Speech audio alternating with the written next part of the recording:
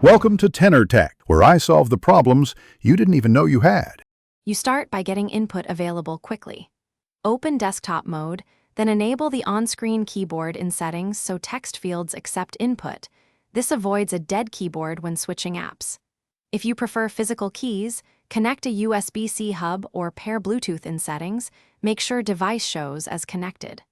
Once done, verify keyboard focus by opening a text editor. This confirms the system recognizes keys and saves time before configuring shortcuts and layouts. Now you set how keys behave.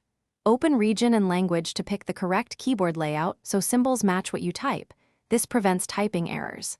Next, use KDE system settings or Steam input to map deck buttons to keyboard shortcuts, which lets you trigger desktop actions without reaching for the mouse. Create and test shortcuts for terminal, files, and screenshots. This makes workflows faster. Make sure to save and test each mapping, because wrong mappings can block critical keys. Finish by optimizing and validating your setup. Tweak key repeat rate and delay so typing feels natural, then test in multiple apps, browser, terminal, and a game overlay to ensure consistent behavior. If keys misbehave, reconnect cables, repair Bluetooth devices, and reboot. That often clears driver or session issues.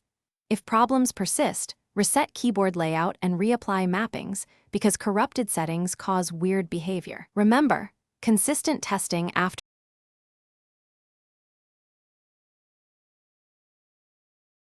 Thanks for watching. Subscribe to keep your life in tune.